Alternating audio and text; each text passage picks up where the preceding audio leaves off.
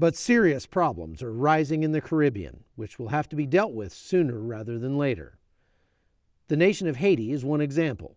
It's rarely reported in the news, but in reality, it's a semi-failed state which presents a serious challenge to the U.S. efforts to stop the rising tide of illegal narcotics being shipped north out of Colombia and Venezuela.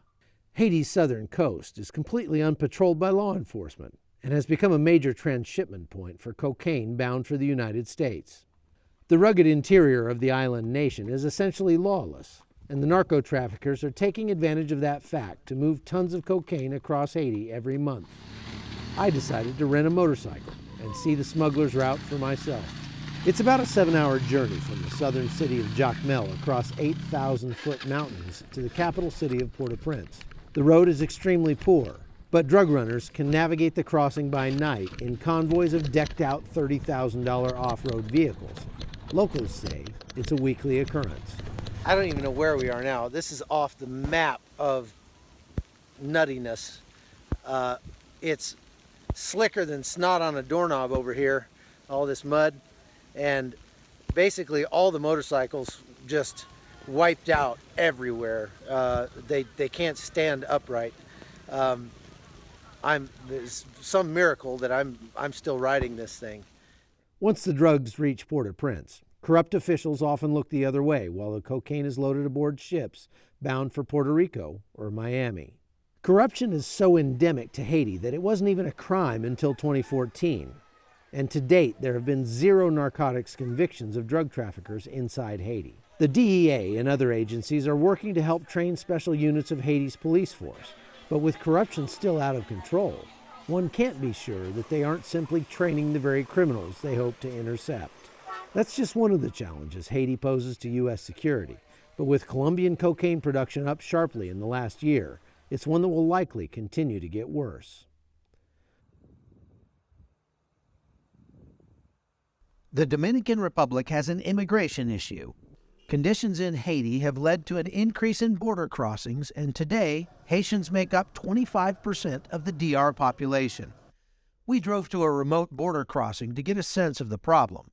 This barrier between Haiti and the Dominican Republic is something the Dominicans call their version of the Trump Wall.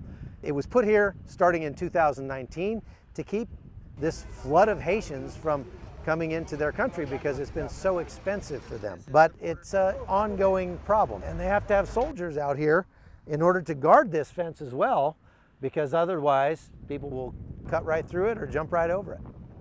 Haitians live in bateys, the poorest slums. Many work on sugarcane farms, one of this tropical country's biggest industries. It's hot, hard, and low-paying. The government is rounding up and deporting Haitians without the proper documents. Last year, authorities sent a record 162,000 Haitians back to their country. There are an estimated 2 million undocumented Haitians in the DR, but this issue is complicated.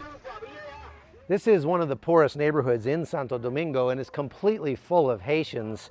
But as a matter of fact, many of the people that live here were born in the Dominican Republic, but because they're of Haitian descent, they can't automatically get citizenship in DR. And they don't have citizenship in Haiti either. And so they don't have papers for either country. And that leaves them in sort of a legal gray area that makes it very difficult for them to make a living. Working under the table is often the only option, and many do so by serving the tourists who visit these white sand beaches each year. Unfortunately, foreign money combined with desperate poverty make the Dominican Republic a global hotspot for sex tourism. And over 20% of girls here are pregnant by age 18. There's so many of these families put their young girls out into prostitution in order to just make a little bit of money because it's so difficult. And then the girls wind up getting pregnant, and so you got moms that are sometimes only 12 years old, 13, 14, and then they have an extra mouth to feed, so they kind of get kicked out. Parakaleo Ministries is building this home for single moms right in the middle of the Batey outside Santo Domingo. To bring them in and try and help them have a safe place and also train them for some life skills, so where they can get some work and so on too. Pastor Simon oversees the program and leads the small church they started on the roof of this building. Prostitution is a big problem in the Dominican Republic. uh, people like 12 years gross early. So we make this program for help them in this situation. Fluent in Haitian, Spanish, and English, Pastor Simon does his best to help the members of this community better their lives without resorting to selling their bodies.